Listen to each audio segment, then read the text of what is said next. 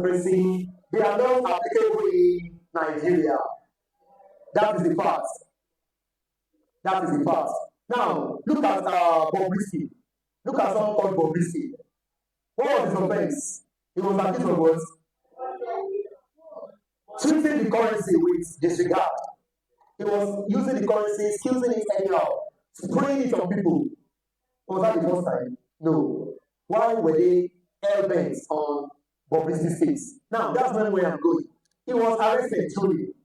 And they told us that he had been sentenced to prison. But lo and behold, some secrets started coming out after the whole episode. They said he was in a very beautiful apartment all through the video. He was not in prison. But you, today, go towards the other day and see the cup of Gary. Tell me where you find yourself best. You will find yourself in magistrate court. Torí pé ìwà lẹ́kìtì jẹ̀ ní o, tó bá jẹ́ ìpolówó wa, wà á ti dọ́rùn. Wọ́n á ti gbé táyà sọ́run rẹ̀, wọ́n ti dáná sọ ẹ́. Wọ́n á ti sọ ẹ́ di súyà kíákíá òkú yìí. But olówó jí owó, the millionaires, the rich men continue embezzling our money and nothing is what's happening. How many of us are, okay, how many of us will become plea bargaining? How many of us will become plea bargaining? Plea bargaining. Okay, plea bargaining is what? When you kind of negotiate the punishment for your offense. You committed an offense that should fetch you 20 years imprisonment. Then you now say, okay, I will talk out of the money that I stole. Please, just reduce it, mitigate it for me. But how many times, okay, for some of us that are always in the court, for someone like me, I'm always in the court, I've never seen a poor man enjoying the benefits of plea bargaining. It's always what? The rich men. There was a time Senator Amici was accused of stealing some amount of money. They said they found the money inside Sockaway. All they did the Sockaway, installed air conditioner inside that Sockaway and kept the money there. So he was arrested, but they didn't know anything about it. No. The case was swept under the carpet, just like that. Just be rich in Nigeria, your case will be swept under the carpet. You don't have any problem. You don't have any problem. You don't have any issue at all. You don't have any issue. So now, but when the poor are always what? At the wrong end of justice. They don't get any form of justice at all. So it's either you have money or you are well connected for you to get justice in Nigeria. It's so painful, but that is the reality. But for the purpose of our exam, let's just pretend that Nigeria is a democratic state. For the purpose of our exam, let's pretend that Nigeria practices the rule of law. For the purpose of exam, let's pretend that Nigeria practices separation of power. For the purpose of exam, let's pretend that Nigeria practices representative government. For the purpose of exam, let's pretend that Nigeria practices free and fair election. But we know in our hearts that it is what? Fake. It is fake. So that is that. So that's not what we're here to teach. Anyway, let's move on. Now, only the legislative arm of government can make laws. Yes or no? Can the executive make laws? When the executive make laws, what do you call those laws? You call it delegated legislature. The executive can get the powers to make laws. Even though their primary purpose is not to make law, but they can be asked to make laws. Your general overseer is the principal religious official in charge of your church. But sometimes he can delegate the functions.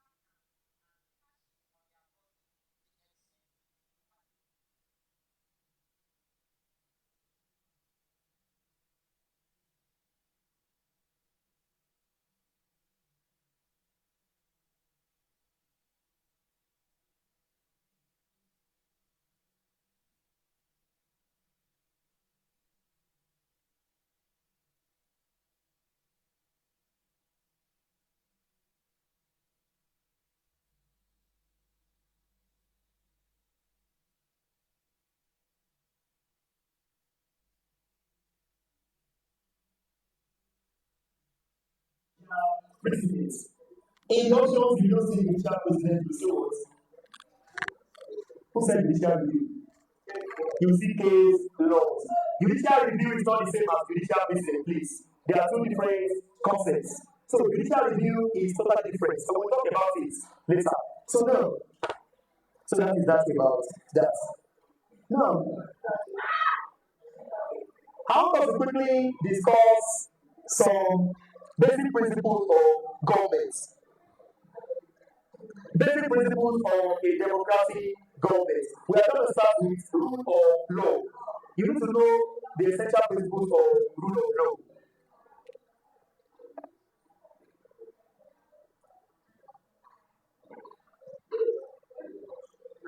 Of course, if there's anything, if you don't know anything in government, there's no government that does not know rule of law. Yeah. Like fish, exhibit counter shading, which is an example of structural adaptation. Organisms. Of the law over every individual. Color on their body can blend them in with their environment, making them difficult to be identified from their habitat by potential predators. That is what we refer to as cryptic coloration. Then organisms like zebras, organisms like panther, like tigers, that have patterns and patches on their body, which blend them in with their environment, making it hard for predators to see or identify them. We refer to such coloration as disruptive coloration.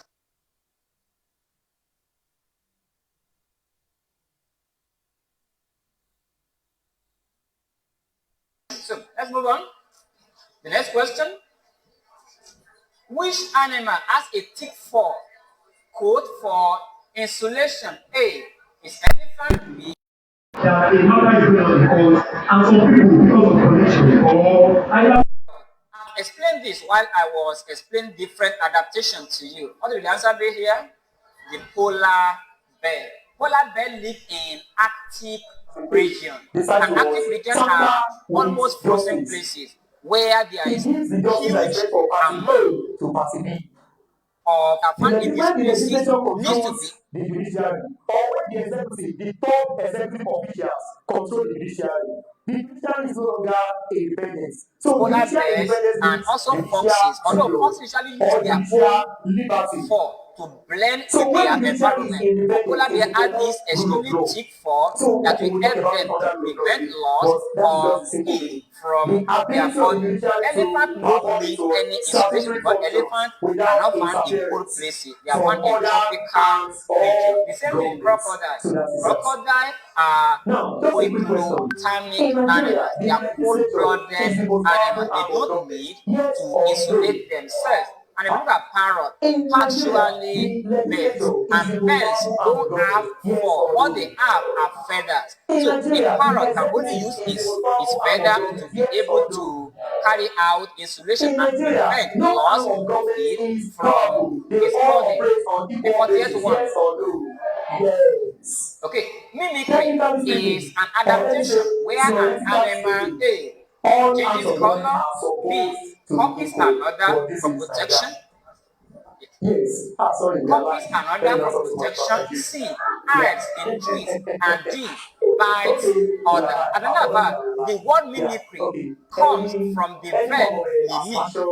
Mimic means to actually in another person. So if I talk about mimicry, is when an organism or an animal copies another organism in order to be able to either escape from predator or to be able to survive in an environment. There are some organisms that when they see a predator coming their way, they lie flat, they lie motionless, and they resemble a dead bull, so that the predator can actually pass by without noticing them. For example, look at millipedes around us. When millipede is running by, if you touch what happens, it just rolls up and remain stationary as if it is dead. Only when it notices that time has passed does it uncoil and then it goes its way. So we need precisely about those things, those activities, those behaviors of animals where they may meet, they copy, they behave as other animals in order to be able to survive in the and damages can wreck you and your family for life. If you have to pay 50 million naira for being unable to keep your mouth shut, it will wreck you. 50 million naira, when you want to get it, even if you are the richest man in your community, it will still wreck you one way or the other. So that is that. Now let's move on. Now, who is notable?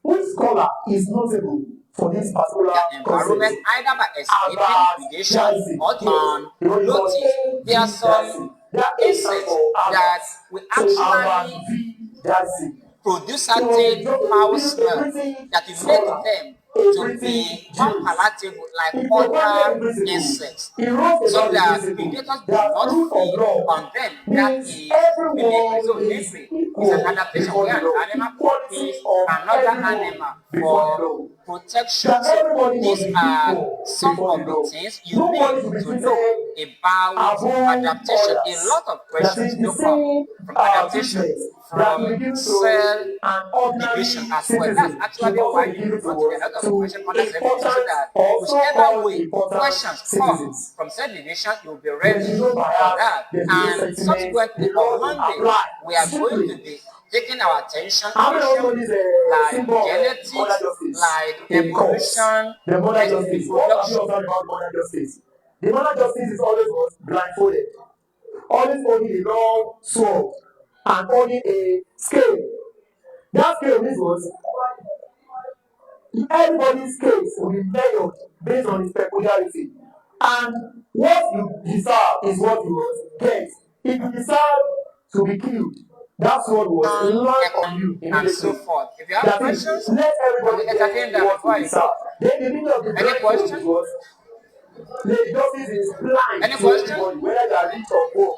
Okay. Justice must be given without having regard for anybody. What's the question? But in Nigeria, is modern justice blind?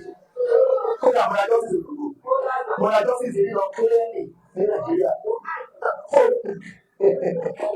So modern justice is not blind in Nigeria. In fact, there are some latest designs of modern justice now. I saw one design of modern justice in one court. In fact, ó wà lóde, ó lọ́múláyà, ó ní ó wà sọ́ọ́lì. Wọ́n ní, is this the modern justice that we used to know? This is not the modern justice we used to know. We have a different modern justice.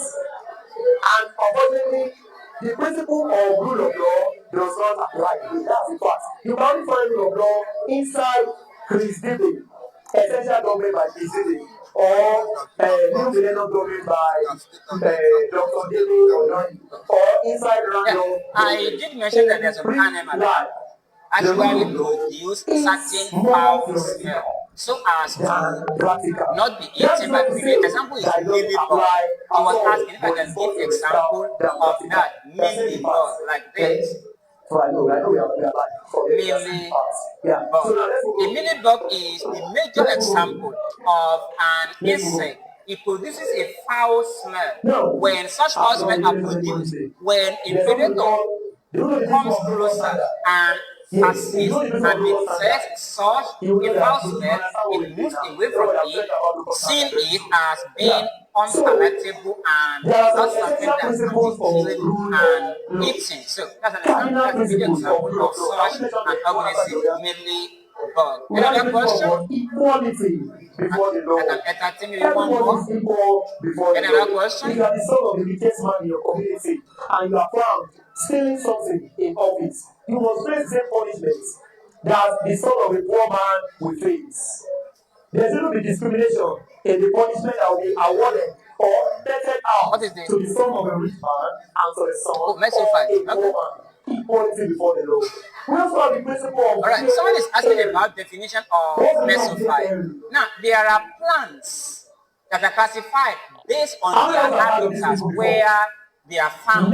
So I'm not just going to restrict the answer to mesophyte alone, but I'm going to start from it. A mesophyte is a plant that is found in areas with moderate amount of water. Once again, a mesophyte is a plant that is found in areas with moderate amount of water. For example, all the trees that we find around us here, they are mesophyte because the amount of water, the amount of rainfall that's available to them is moderate.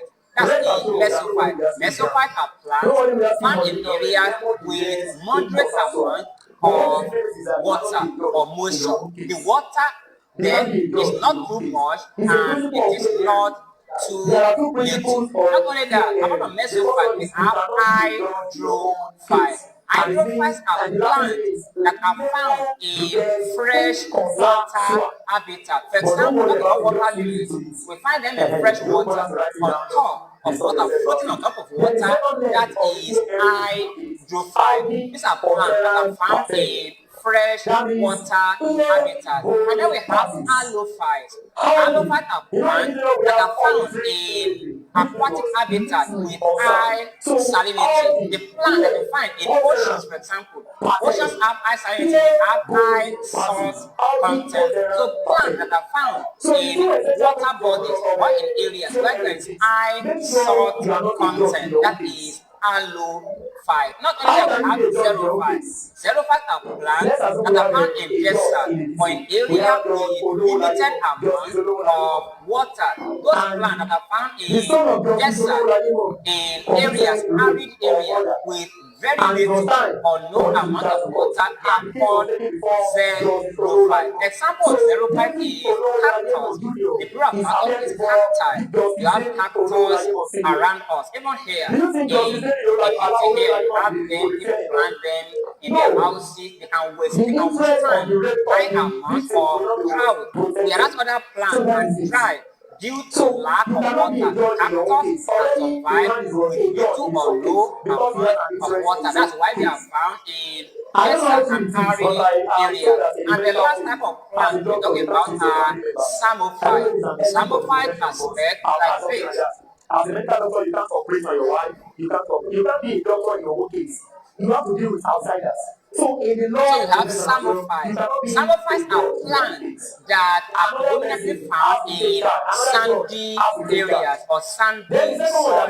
So those plants that survive or are found in soil that are predominantly sandy areas are called psammophytes. So these are the various kinds of plants that we have. Just so they have psammophytes, these are plants found in sandy soil.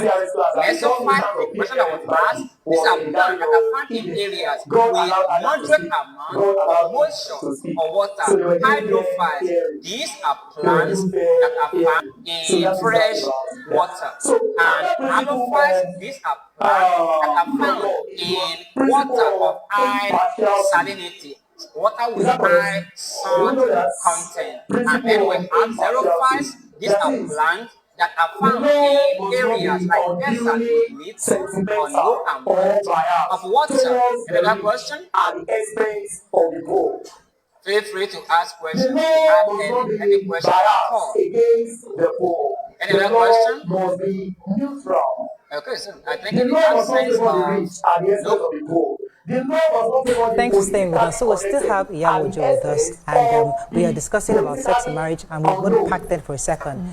There's another angle I'd like to discuss with you because, you know, I've always wanted to ask you this question for many years. You know, there's a perspective out there that when a woman leaves her marriage, becomes a single mother, society has a way of perceiving them. And I think Kate Henshaw recently said that she's tired of being called an issue, maybe because she's a single mother, whatever it is.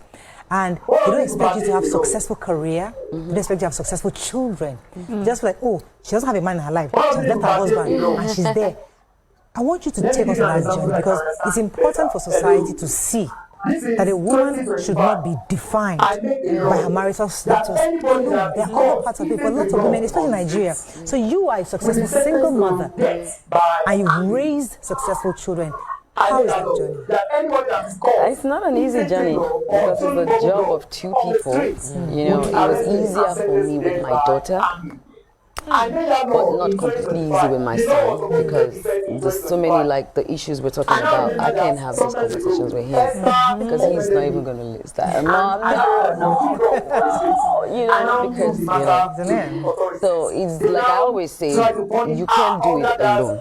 One important thing I try to do is to make sure that their father was present in their life. You know, so those conversations you could have it with the dad or have it with my elder brother.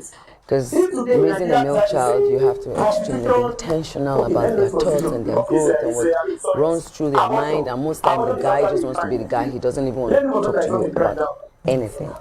So that you still need, you know, a male figure. If not a dad, at least a man in that family or someone close to you could always relate to the boy child value, you know, raised. I feel it's like a stigma when you're a single mom, and it's been like that, and that is one of my driving forces to be successful, because I said to myself, you know, I'm gonna make it. It makes you work twice as hard, so everything you have to do, you do it twice as hard. You're very intentional, listening to your kids. You don't want them to do anything wrong. At the time, Priscilla said to me, Mom, you don't trust me. She was already in Bangkok. I said, you don't trust me. Every time you don't allow me be like I'm always I have to be with someone like a bodyguard and everything. And I was like, no, it's not you I don't trust. It's the your friends I don't trust.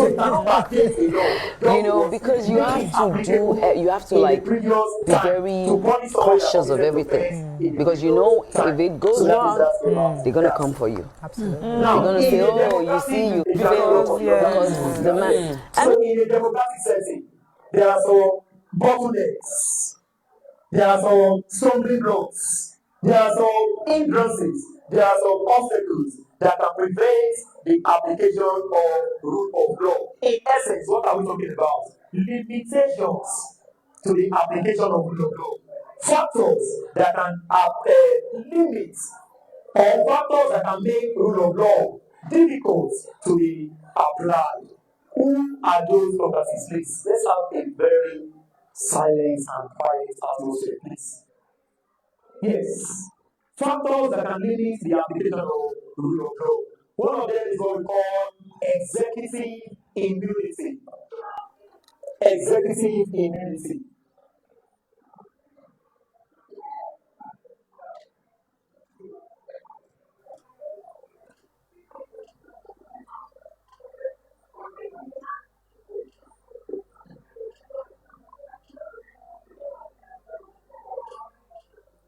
So what are we saying in essence? We are talking about those factors that can make it almost impracticable for a democratic society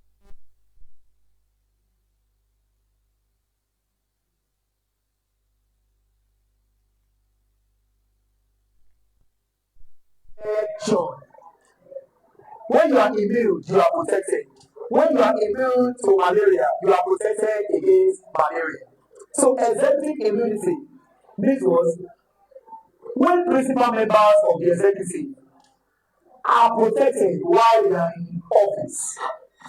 Now, some principal members of the executive, the president, the vice president, the governor, and the deputy governor. These four are all immune while they are in office. They are protected from court trials while they are in office. Have you ever heard of any governor being charged to court while in office?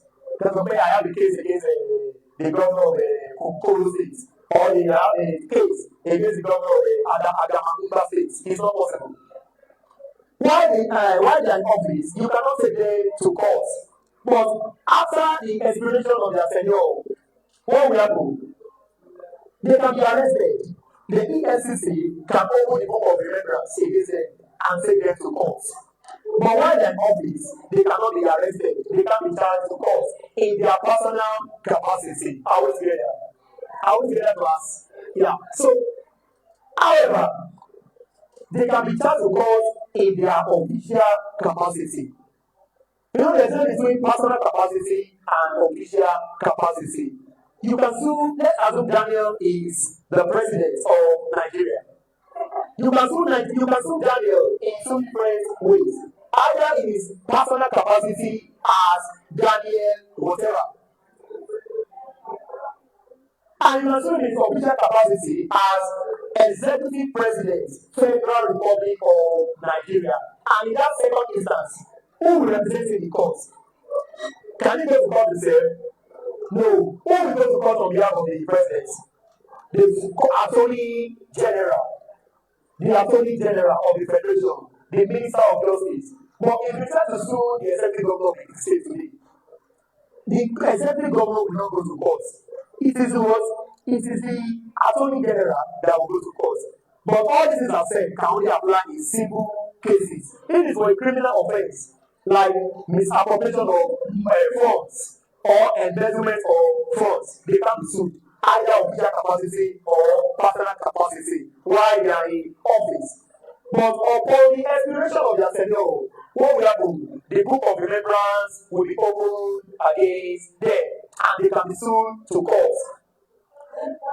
Let's take a look at the case of what's it called? Some former governors that were sent to court immediately the next office. The likes of Joshua Dari of Plateau State, the likes of James Ibori of Delta State, the likes of Alamesea. Yes, I think it's there now. Yes. Alamesea of Ayota State, and even our very own governor, former governor of this state. They had some issues with the EFCC. But the EFCC has no power while they are in office. Their power only becomes activated once they are left office. And that is a kind of what? Limitation. How is it a limitation? You know, we said the other time that was nobody is above the law. But now, because of people who have special protection, it simply means that what? They are kind of above the law. They are technically above the law while they are in office. So that is that. Another limitation, number two limitation, we have diplomatic immunity. Diplomatic immunity. Who are the diplomats? The diplomats are representatives of country A in country B. Representative of a country in another country. Representative of a country in another country. Class, the representative of Nigeria in Argentina is called that. Is it ambassador or high commissioner? Let me take the question again. The representative of Nigeria in Argentina is called an ambassador. Let me tell you why. When a representative of a Commonwealth country goes on diplomatic assignment to another Commonwealth country, you call them what? High commissioners. But when the two countries are not Commonwealth countries, when they are not Commonwealth states, then you simply call them what? Ambassadors. It doesn't matter whether one of them is a Commonwealth state, it doesn't matter. For you to have high commissioners, it must be Commonwealth to Commonwealth. It must be Commonwealth to Commonwealth. So when you have representatives in countries like Nigeria, Ghana, Gambia, Sierra Leone, Uganda, India, Jamaica, Trinidad and Tobago, Rwanda, the likes of all these South Africa and so on and so forth. When you have diplomats there from Nigeria, they are called high commissioners.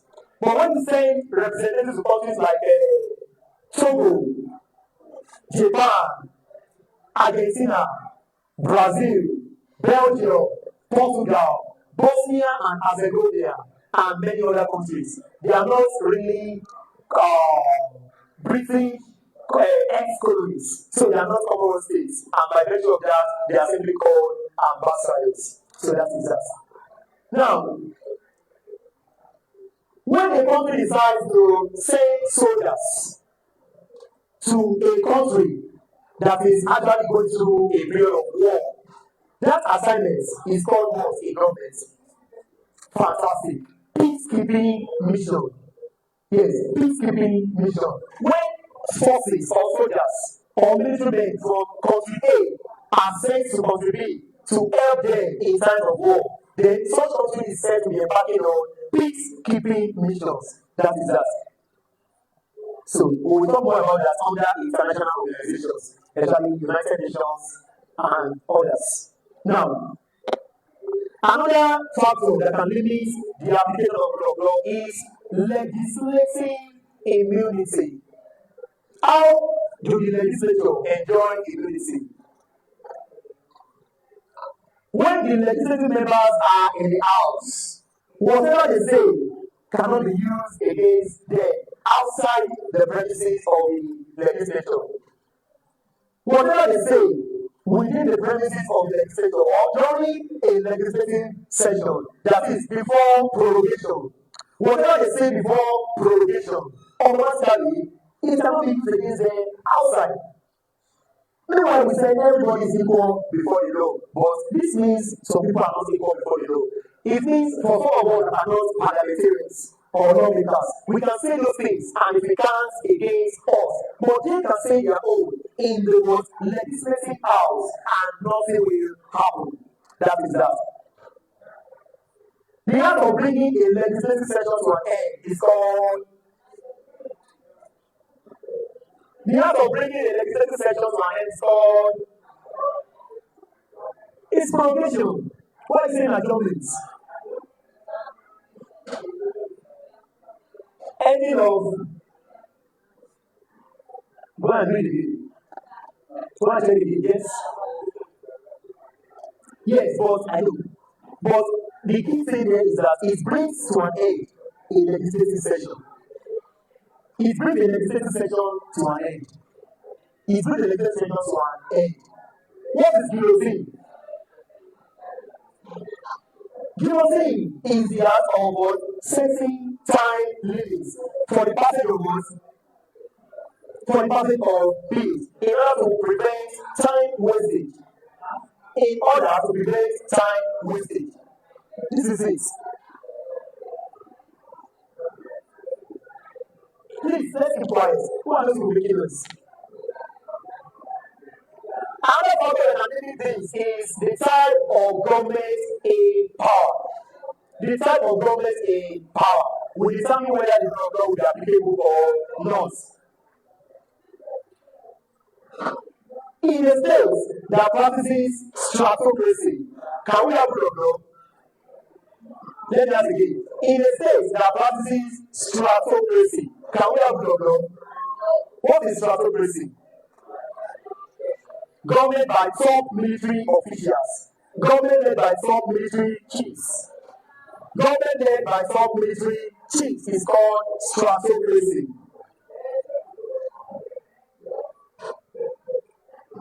Stratocracy.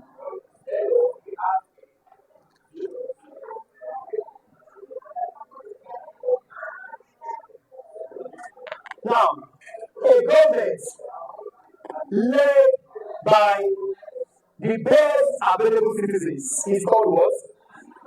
Aristocracy. A government led by the worst available citizens is called kakistocracy. Yes, kakistocracy. Kakistocracy. A government led by the senior citizens in the state is called what?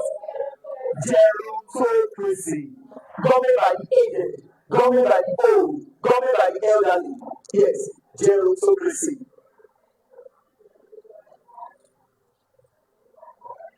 A government led by the affluent is called what? Plutocracy. Government led by the affluent is called plutocracy.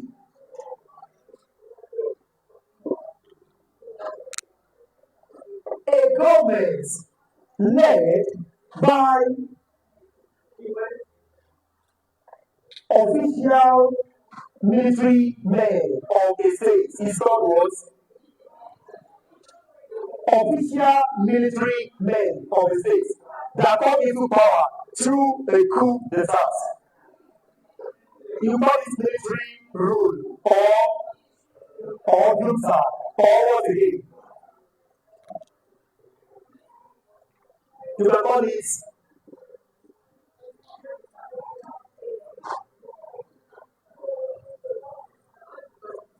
or what again?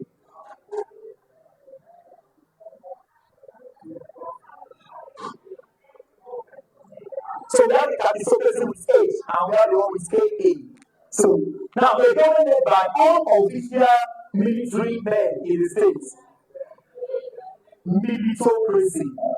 Militocracy. Yes.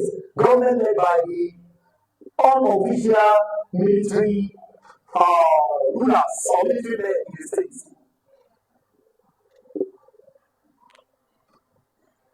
Government led by people who are perceived to be light-fingered. Is called what? Correct. Government led by people who are perceived to be light-fingered. Does it mean that fingers are nice? No. Being light-fingered is an idiomatic expression. That means someone that is prone to stealing. Yes. So you call it kleptocracy. Kleptocracy. Government led by a crowd. Government led by a crowd is called what? Mobocracy. You have mobocracy. Now, from all these things on the board, which of them is the most unrealistic in a state? Mobocracy is the most unrealistic. It exists in theory, it exists in the dictionary, but practically speaking, it is almost, if not totally, impossible to achieve. So that is that. Now, there are some of these systems of government, there are some of these political ideologies that once they are in place, rule of law may not take place. We have others too. When you have a totalitarian government, how do you know that totalitarianism, authoritarianism, and autocracy go hand in hand? How do you know that? Yes, they go hand in hand. So if you are asked in the exam, there is a system or a political belief whereby the government takes control of the citizens' economy, political, and social lifestyles or well-being. Is called that. The answer was totalitarianism. Yes. Yes.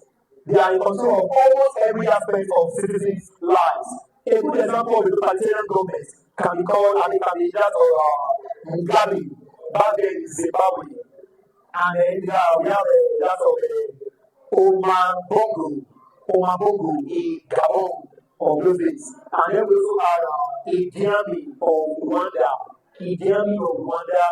and Muammar Gaddafi of Libya. They were all totalitarian leaders. Even the popular founders of fascism and Nazism, they were totalitarian leaders as well. Yes.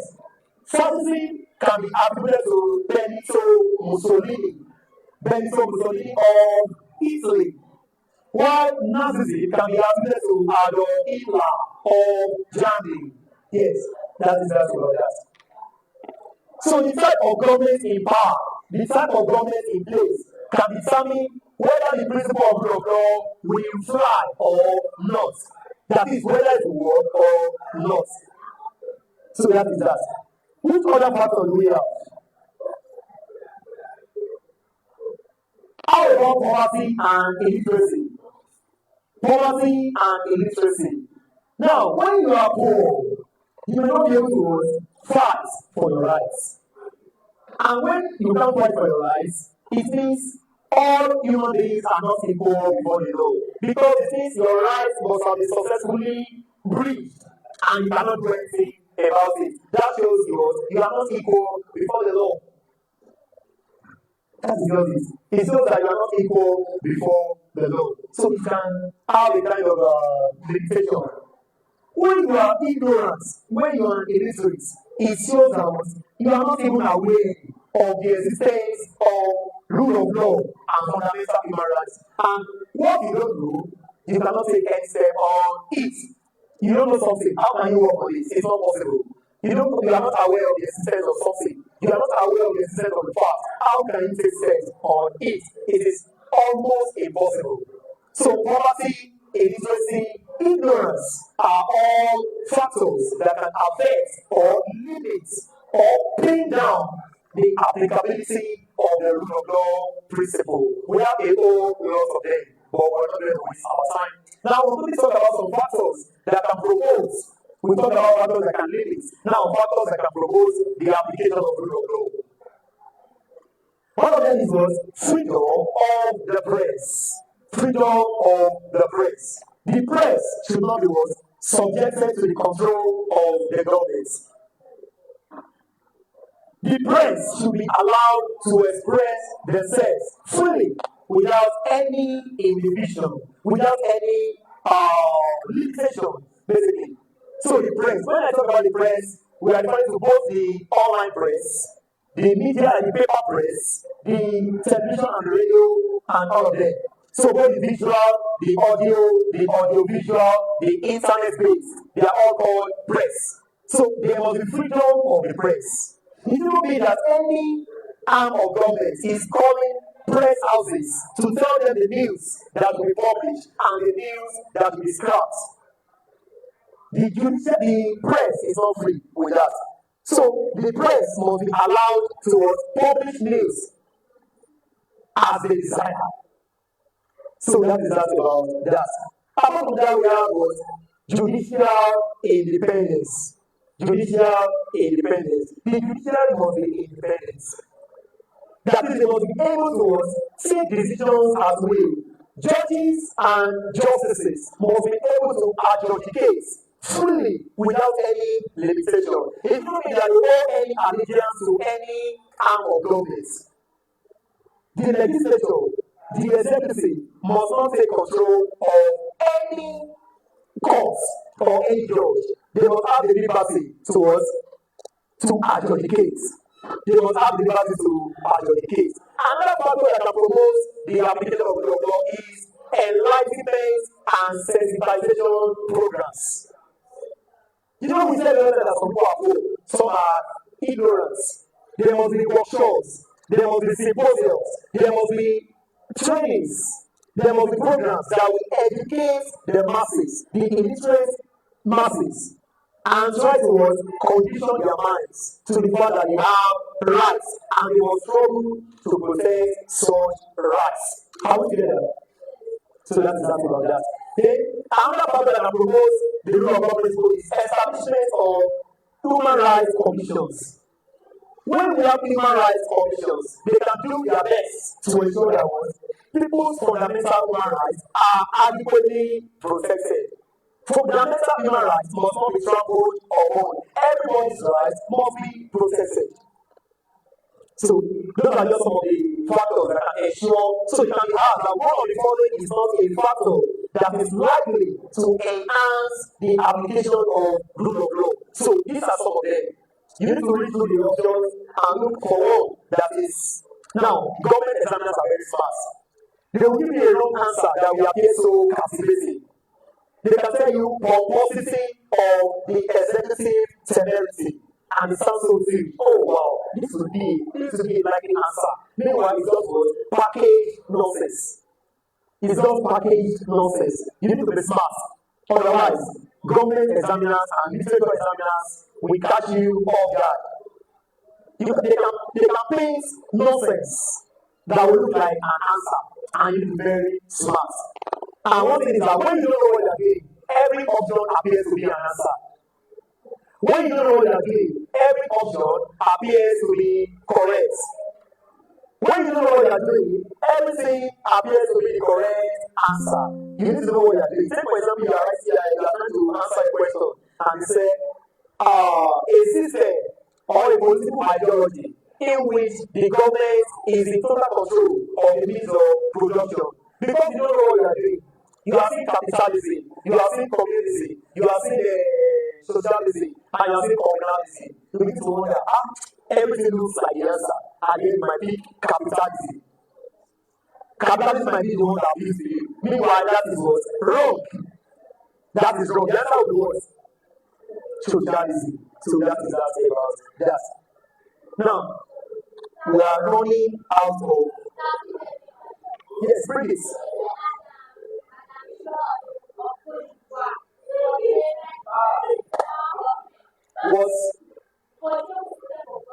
Don't worry, we'll get it. Let's not rush. Don't rush us. Don't worry. We'll cover everything that needs to be covered. When we get to systems of government, federalism, unitarian system, presidential system, Westminster system, we'll cover everything, don't worry. And we'll give some examples of countries that practice which system. But what you need to know is that as a government, you cannot do everything in government. You can't know the system of government being practiced in every state. It's not possible. Not even the tutors can tell you everything. Not even political scientists can tell you the system of government in all the over 200 states or countries that we have in the world. So the best you can do is probably to know 5 or 10. You can memorize 10 states that practice unitary system. You can memorize 10 states that practice federal system. The likes of Canada, USA, Nigeria, Mexico, India, and a lot of others. You can learn some, but practically you can't learn everything. It's not possible. So that is that about that. But we'll get there. Now, let's look at some questions under this topic. Okay. Let's just go to separation of power. I want us to go through everything. Separation of power. Now, the principle of separation of power was first spoken about by who? Yeah, John Body was one of the popular scholars that first wrote about separation of power. Before Baron Charles de Montesquieu wrote about it in his book titled Esprit de Lord. So Baron Montesquieu published a book titled Esprit de Lord.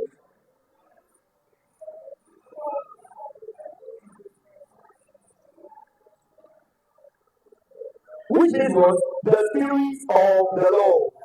The spirit of the Lord. Esprit de Lord. The spirit of the Lord. So he published his opinion on separation of power in that book. When was the book published? In the year 1748. Esprit de Lord was published in the year 1748. Now, who made the statement that power tends to corrupt, but absolute power corrupts absolutely? Lord Acton, yes. Lord Acton made that particular statement.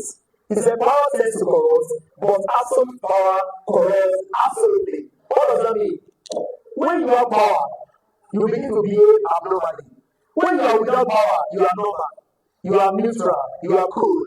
But when you have power, just imagine I gave Daniel power today. I said, Daniel, anyone that comes to class after 2:30, give the person 5 terrible slaps.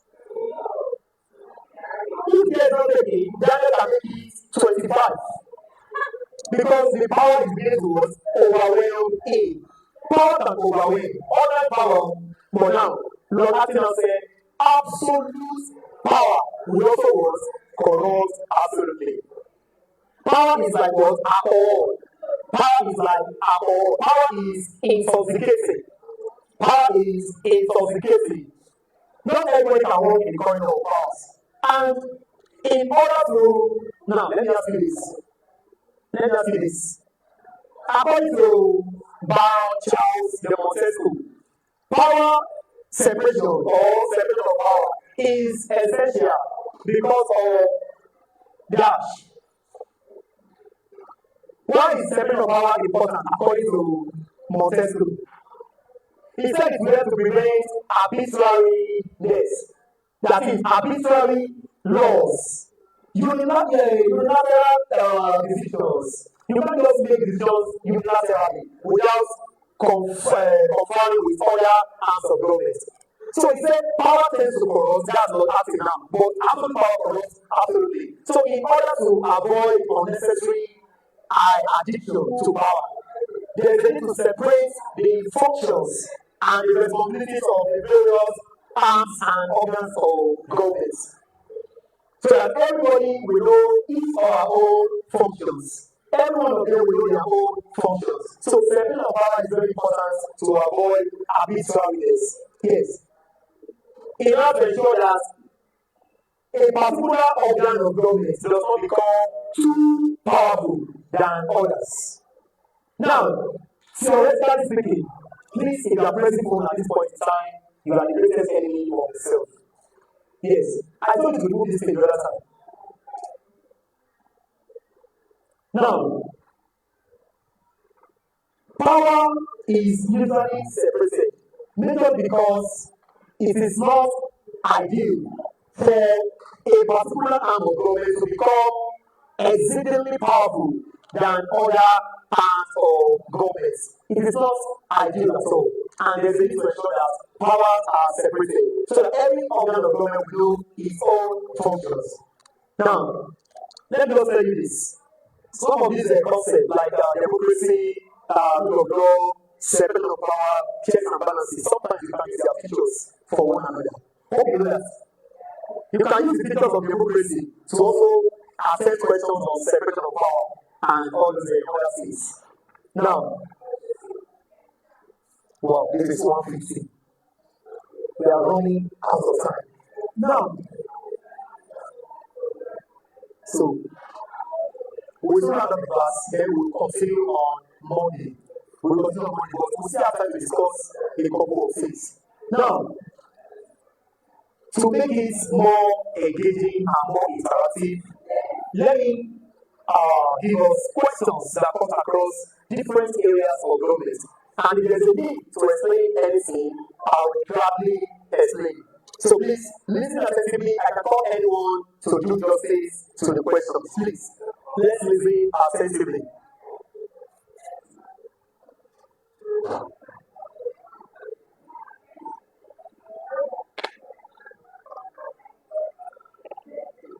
Now,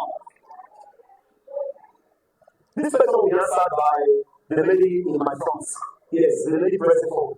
Now, please drop that phone on the table and don't take it again.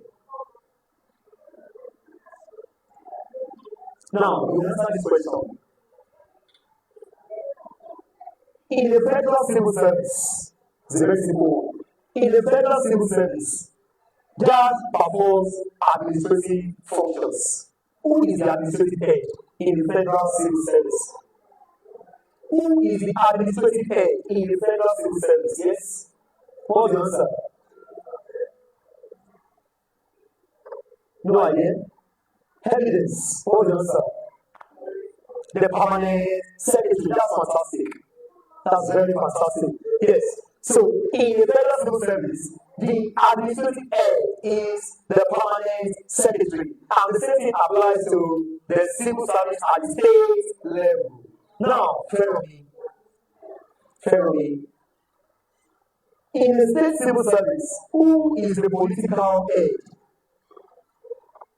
In the state civil service, who is the political head? Who is the political head? The commissioner. Yeah, that's correct. The commissioner is the political head. However, at the federal level, it is what? The minister. In the public corporation, the political head is the dash. Yes, anyone? In the public corporation, the political head is what? The minister. Yes, the supervising minister. The minister, the relevant minister. The minister that is relevant to that public corporation. In the public corporation like NNPC, the political head will be the minister of petroleum. Yes. In the public corporation like NRC, Nigerian Railway Corporation, the political head will be the minister of transportation. In the public corporation like FAAN, Federal Airport Authority of Nigeria, the political head will be the minister of transportation or aviation. Yes, aviation or transportation. So that is that. Now, the Joint Admission and Matriculation Board is an example of a public corporation. Yes or no? Yes, the answer is capital no. JAM is not a public corporation. There is a difference between public corporation, government agencies, and government institutions. Let me take it again. There is a difference between public corporations, government agencies, and government institutions. Now, Central Bank of Nigeria can be classified in other words. Central Bank of Nigeria, Bank of Industry, National Deposit Insurance Scheme, NDIC. These three can be classified under us. They are financial institutions. They are government institutions. They are not public corporations. NAFDAC, National Agency for Food and Drug Administration and Control. NAFDAC is a public corporation, yes or no? NAFDAC is an institution of the government, yes or no? NAFDAC is an agency of the government, yes or no? So that is it. So now that is an agency of the government. Now let's take a look at let's see now. There's a question of line online where they said one of the following is not an example of a public corporation. They gave two public corporations that are correct. They now gave JAM and Zenith Bank PLC. That question is wrong. Why? Because JAM is not a public corporation. JAM is an examination body. If they are saying JAM is a public corporation, then it means NATEC is a public corporation. It means WAEC is a public corporation. It means NEPO is a public corporation. And they are not. So, JAM is an examination body. They conduct exams that will ensure that students are admitted into tertiary institutions. So, JAM is not a public corporation. Of course, Zenith Bank PLC is not a public corporation. Zenith Bank PLC is a public company limited by shares. Yes, a public limited liability company. A public limited liability company. It's not a public corporation. For you to know a public corporation, try to look at the important features. Ask yourself, is it established by an act of parliament? Is it out to render essential services? Or is it there to at least make little profits or make minimal profits? If these features are not there, the answer is no, it is not a public corporation. So it must be made by an act of parliament. Now, that reminds me. Laws made at the federal level in Nigeria of today are called what? Acts. How about laws made at the state level? They are simply called laws. A law made by a federal military government is called what? Decree. A law made by a state military government is called what? Laws made by the Nigerian federal government before the 4th day of October 1954 are called what? Ordinance. Yes. Laws made by the Nigerian federal government before the 4th day of October 1954, they are called ordinance. Laws made by other bodies other than the body currently serving with the Ministry of Government can be called what? Fantastic, delegated legislation. Yeah, that is just. Laws made by local governments, for example, are called what? Bylaws. So bylaws are forms of delegated legislation as well. So that is just about that. Bylaws. Yes. Now, another question. A prominent feature of the civil service that speaks about the fact that civil servants are top candidates or renowned candidates or they are deeply knowledgeable about their fields is called what? Expertise. Yes. Expertise. Now, a modern feature of the civil service that says that public servants or civil servants are made to be seen but not to be heard is called what? That's fantastic. And listen. Now, a principle of the civil service that says civil servants are not allowed to involve in partisan politics is called what? Neutrality. Yes. The least category in the cadre of the civil service is called what? The auxiliary or manipulative class or the messagerial class. Yes. The messagerial, manipulative or auxiliary class. The day-to-day decisions that affect the civil service belong to which class? Are performed by which class? They are performed by the administrative class. Yes, the administrative class that comprises of the top directors, the permanent secretary, and other top officials within the civil service. A body of regulations that direct the day-to-day affairs of civil servants in the civil service is called what? The general order. Yes. The rules and regulations that govern the affairs of civil servants are called general order. They are contained in the general order. Yes. They are contained in the general order. Yes. The Adendos Commission on Civil Service Reforms that was established in the 1998 saw the change of title for the administrative head from dash to dash. From permanent secretary to, okay, let me just make it very simple. In 1988, Under the regime of General Ibrahim Babangida, there was a change of nomenclature, there was a change of name. The former administrative head of the civil service was called permanent secretary. General Babangida's secretary was director general. He established a commission on civil service reforms. Yes, it was fulfilling. And then thereafter, we had another one in 1995 or thereabouts, and the name was changed from director general again to what? To permanent secretary. And till date, we are still using permanent secretary. So that's that. The local government was recognized as the third tier of government under which constitution? 1979 constitution. Wow, you are ready for this exam. That's good.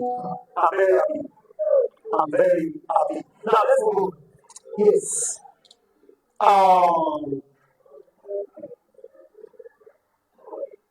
One of the following. Hello. Now, one of the following de-emphasize relinquishing of government control. Let's take it again. One of the following de-emphasize, D-E, then emphasize. One of the following de-emphasize the relinquishing of government control of the public corporation. A. Diversification. B. Privatization. C. Commercialization. D. Deregulation. Let's interpret the question. What is de-emphasize? What does it mean to de-emphasize? That is, it doesn't place emphasis on it. What does that mean? It means, now, what's the meaning of relinquishing government control? That is giving out government control. To relinquish means to let go. That is, which one does not emphasize relinquishing government control? In other words, it means which one ensures that government maintains its control? It is commercialization, yes. Under commercialization, we have some internal rearrangements, some internal restructuring, internal rearrangement that will take place. For example, you can move people from one department to the other. Whether you move from HR to administrative, move from finance to marketing, move from marketing to transportation, but the government remains the principal shareholder. It is called commercialization. And the essence of commercialization is what? To maximize profit, to maintain profitability, or to enhance profitability. To enhance profitability. That is to ensure that the public corporation makes more profit or is even more productive than before. But for privatization, government will totally relinquish its control. Under privatization, the ownership rights of government is relinquished and private individuals are allowed to take over. A good example is the electricity sector in Nigeria. Sometimes ago, we used to have the National Electric Power Authority that later became the power holding company of Nigeria. But now, thereafter, it was privatized. And now, the electricity sector in Nigeria is under the control of private discos. When I say disco, I don't mean dancing discos, discos that you go to dance at night. No, I mean distribution companies. That's the name of disco. Distribution companies. Yeah.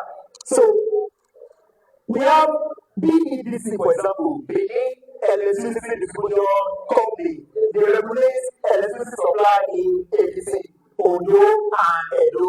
And probably, I think Delta, I'm not sure. Then we have the IKEDC, that's for data. We have the IBEDC, Ibadan Electricity Distribution Company. They are in charge of Oyo State. They are in charge of Kwara State, in charge of Osun State, I think, and also in charge of Ogun State. We have EKDC, Eko Electricity Distribution Company. So if you go to other geopolitical zones, we have them as well. We have them there. So that is that about that. Now, in the pre-colonial era, the head of the districts in the Hausa system was Dash. There was Akimi, yes, the Akimi. Don't forget that in the Hausa pre-colonial system, we had the, after the jihad led by Usman Danfodio, it was in 1804, yes, 1804. Usman Danfodio created two caliphates, two empires, the Eastern Empire and the Western Empire. The Eastern Empire was known as Sokoto, while the Western was called Gwandu. Sokoto and Gwandu. Now, under each of the two caliphates, we had emirates. We had emirates that were under the control of emirs. And the emirs were supported by the emir in council. Yes, the advisory panel, all these advisors, the assistants, and all. In the Hausa and colonial system, the emir was bound to follow the counsel of the advisors. Yes or no? No, he was not bound. Why? He was the paramount ruler. Apart from that, the system was highly centralized. The Hausa Fulani colonial system was highly centralized. When you talk of centralization, what comes to mind? Unitary system of government. Under a unitary system of government, we have component units, yes or no? I ask again. Under a unitary system of government, we have component units, yes or no? The answer is yes. We have them in practice. But the central government may choose not to delegate functions to them. They have component units on paper. They have it on paper. Now, take for example, in Nigeria, in almost all the houses in Nigeria, we have politics, yes or no? But some people still choose to urinate and delegate in the bushes, yes or no? So, in a unity system of government, you have provisions for component units. But the central government may choose to what? Jettison them.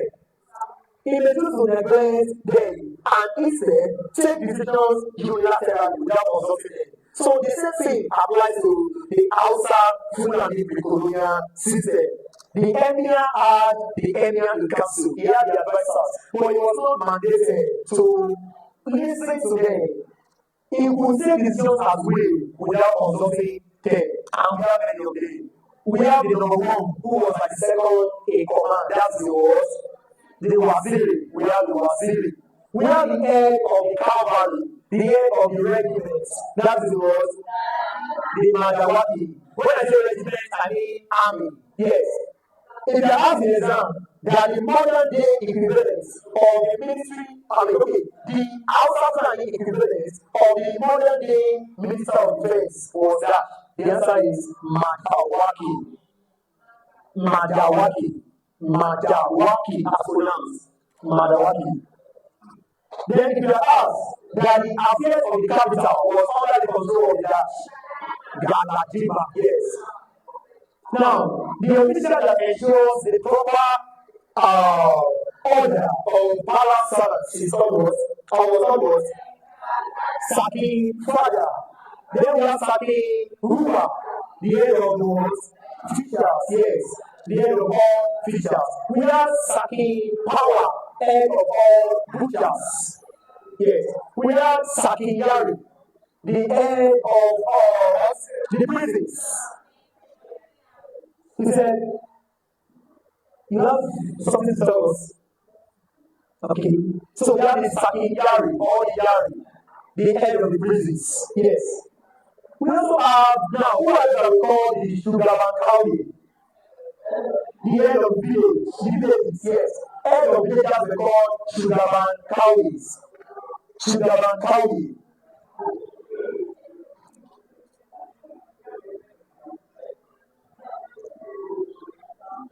The Sugarman County, the head of the villages. We have villages that are smaller than districts. Those were the districts were controlled by the Akimis. So below the level of the districts, we also had the villages, and the villages were controlled by the Sugarman County. Are we there? Class, are we there? Yes, let's move on.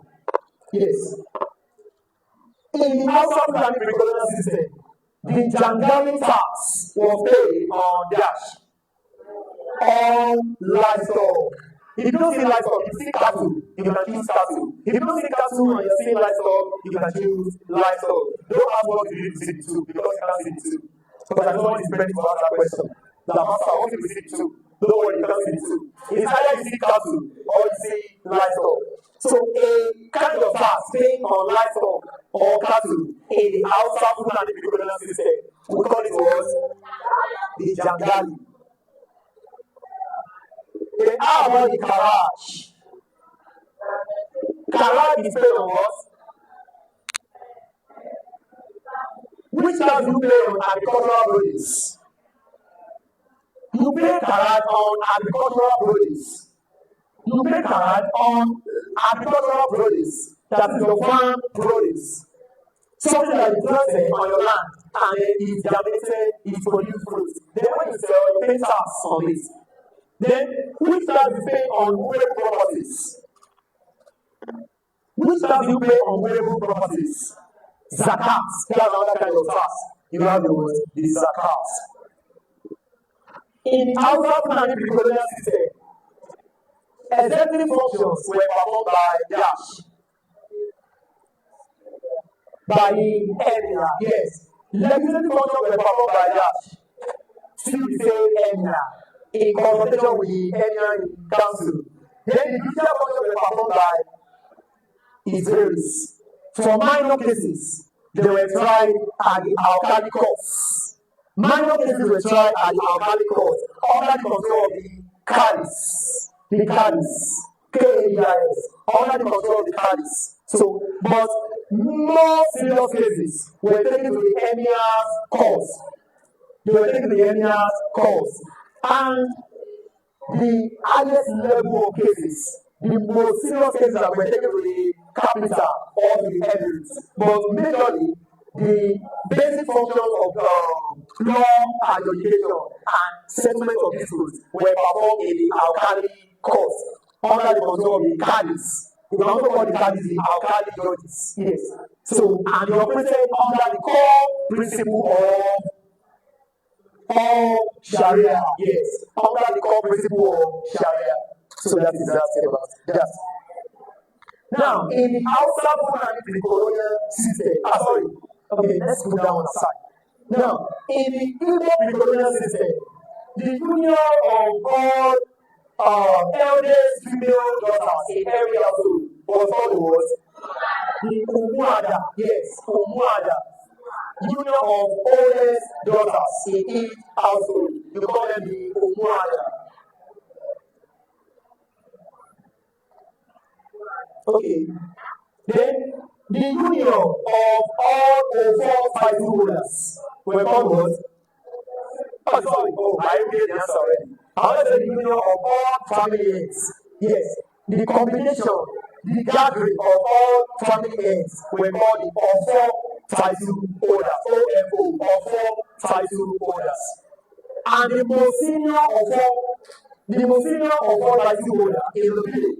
Or the Emirates rather, sorry, what am I saying Emirates?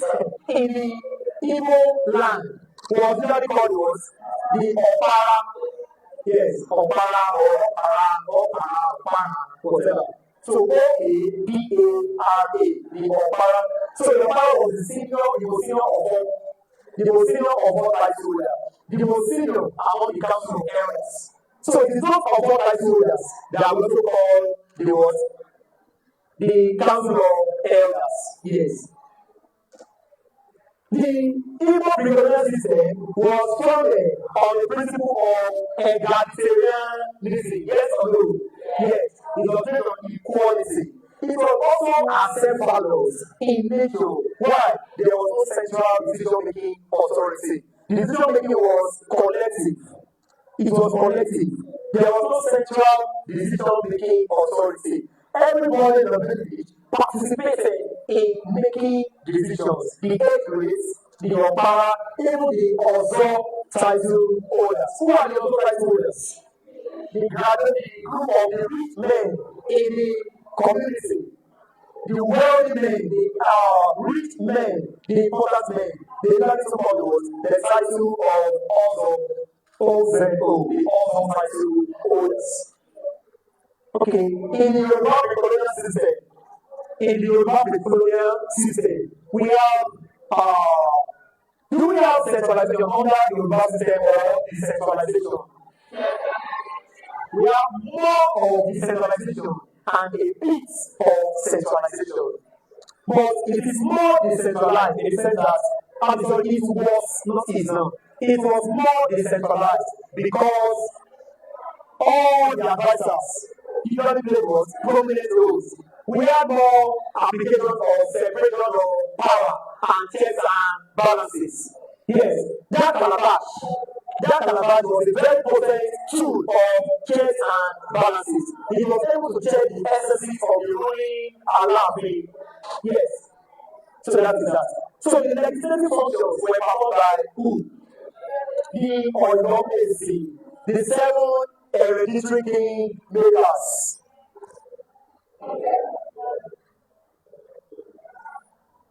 Now, recently, I was discussing with a friend of mine who is also a government teacher, a government tutor, and he drew my attention to some questions that they've been asking recently. They were asking about some of the titles of some of these Oyomeji. They were asking that one of the following was involved or not a part of the hereditary king makers. Let me give some of them that I can remember presently. So we have the Archibald, we have the Akiniku, we have the Lagunan, and then we also have the we have the Bashoru, and many others. The Bashoru was like the prime minister. The Bashoru was like the equivalent of the Waziri under the Hausa system. So the Bashoru was the head of all the hereditary kingmakers. He was a prominent leader in the Yoruba system, the Bashoru. So he always performed legislative functions. The executive functions were regularly performed by the Alaafin, yes, as the paramount ruler, yes. And then the judicial functions were performed by the Ogboni courts. Yes, the Ogboni courts. Under the leadership of the Oluwawo. Yes, the Ogboni courts. They perform judicial functions. If you ask the examiner what are some of the functions of the Oluwawo, the Ogboni courts, apart from performing judicial functions, they also maintain what? Culture, the culture of the land. They maintain sacred cultural practices. They also regulate oath-taking and taboos in the land. Oath-taking and taboos were regulated by the Ogboni courts. And any other thing that uses judiciary, I mean the modern day judiciary, settlement of disputes, trying to mediate between 2 or 3 offenders and so on and so forth. So those are some of their functions. In the old Oyo Empire, the Arema was not allowed to replace his father. Yes or no? Yes. The Arema was only allowed to take part in administration, assist his father, assist the ruling Alaafin in performing his functions. So that is that about that. Then, okay. Maybe the next time we come, we will dive into some of these things again. Now, let me give you some questions on that about 3 more topics, then we bring the session to a close. Now, under nationalism. The West African Students Union was established in what year? 1925. And by who? Yes, so yes, 1925. Why was it not popular? Why did it not enjoy popularity among the people?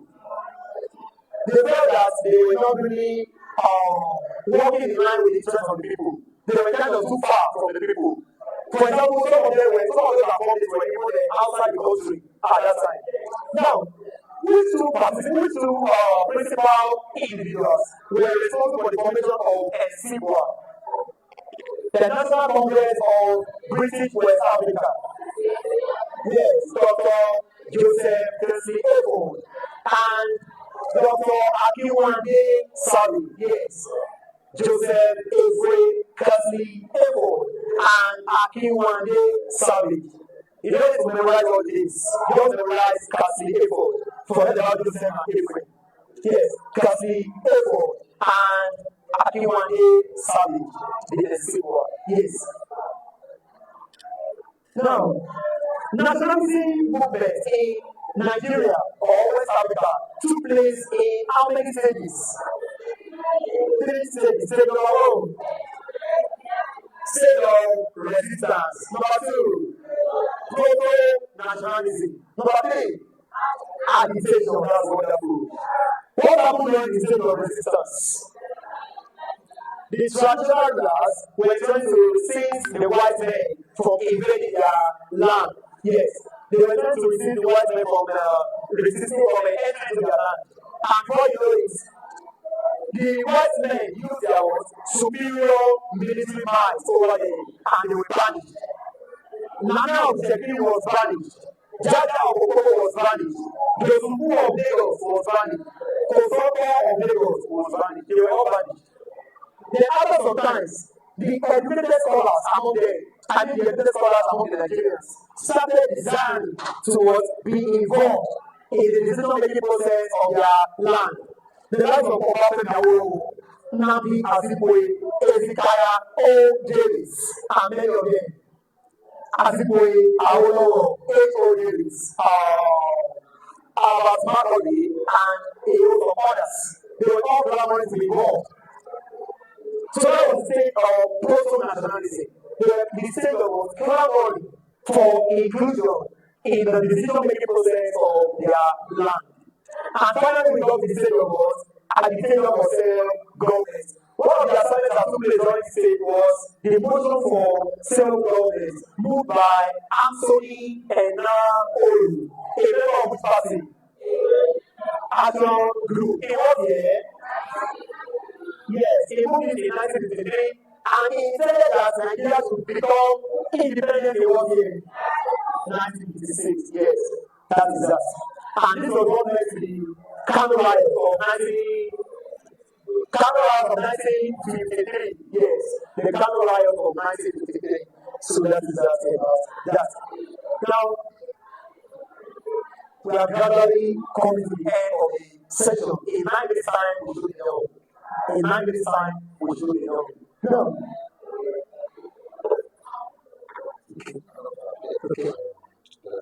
Okay. I don't try, I'm noisy. Okay, yes. So, it's our job to confirm. We are going to close class any minute from now. But before we conclude, let me just continue with the questions so that at least we can learn some other things from there and before that video. Now, first we need some questions from military rule in Nigeria.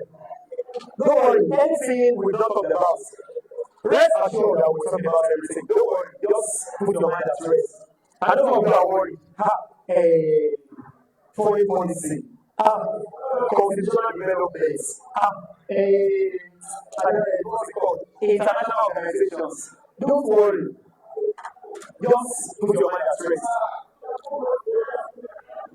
Let's just take some questions from international organizations now. But I'll still talk about everything later. Yes. The Organization of Petroleum Exporting Countries was formed in which particular country and in what particular year? 1960 in where? Baghdad. Baghdad was the capital of, is it Iran or Iraq? It's Iraq, yes. Now, all but one of the foreign countries are not members of OPEC as of today. All but one of the following are not member states of OPEC. A. Venezuela. B. Ecuador. C. Libya. D. Panama. I need to choose Panama because there's something strange about Panama that suggests that it's not a part of the OPEC. Yes, Panama. Yes, okay, that's good. Now, the highest decision-making authority or organ of the OPEC is dash. A. The Board of Governors. B. The Secretariat. C. The Conference. D. Assembly of Heads of State and Governments. Exactly, the Conference. Yes. Two leaders that were prominent for the formation of ECOWAS were Dash and Dash. Yes, Eyadema of Togo and Yakubu Gowon of Nigeria. Yes, so that is it. Now, African Union replaced Organization of African Unity in what year? Is it not as soon? It's so now. The treaty to change OA to A was signed in 2001. Actually, the OA started to exist in 2002, but it was officially signed in the year 2001. Yes. All but one of the following were former Nigerian members of the International Court of Justice. All but one of the following were former members of the International Court of Justice. A. Tasley Elias. B. Daddy Oyema. C. Geoffrey Oyema. D. Bola Ajibola. Daddy Oyema was partner. Is Geoffrey Oyema. Geoffrey Oyema was the Foreign Affairs Minister under the regime of President Muhammadu Buhari between 2015 and I think the end of the tenure. So that was Geoffrey Oyema, the Minister of Foreign Affairs. But we had Daddy Oyema serving in the ICJ. We also had Bola Ajibola. Bola Ajibola was appointed to replace Tasley Elias. Yes. Bola Ajibola was appointed to complete the term of Tasley Elias. So that is that. Then, few more questions to do. Few more questions to do. Now you have, okay, let's take this. The highest decision-making authority, under the United Nations, or the United Nations is what? The General Assembly, yes. The heads of the President of the General Assembly serve on they serve for a period of how long? 4 months. How is it 4 months? Now, the members, the non-permanent members of the UN Security Council are usually the heads of the non-permanent members, or the non-permanent members rather, usually serve for how many years before they are replaced? Is it 2 years or 1 year? The non-permanent members of the UN Security Council, they serve on which basis? Do they serve on an elective basis, or a regional basis, an appointing basis, or none of their both? Okay, well, we have two answers here actually. They are elected and then they also serve on a rotational basis. It is distributed among countries of the world. I think they can more than 15 as well. They can more than 15 as well. Yes. So they serve on a rotational basis. Now, the head of the ICJ is located in which country? The ICJ, this is our last question. The ICJ is located in which country? It is Netherlands, not Switzerland. So who says Switzerland? It is WHO that you have the word Geneva, Switzerland. Geneva is Switzerland. But for the ICJ, you have it in Hague. So you have it in Hague, Netherlands. Is that good? ICC is also around the same place. So Hague is located in Netherlands. So please, learn about the specialized agencies of the UNO, the likes of ILO, UNESCO, UNICEF, IBRD, that's the International Bank for Reconstruction and Development, also known as World Bank. Learn about the International Monetary Fund, IMF, and also read about WTO, World Trade Organization, under the control of our own Ngozi Okonjo-Iweala. So that is that. So every other thing that we have not settled today will be settled on Monday. Thank you very much for your time and very much for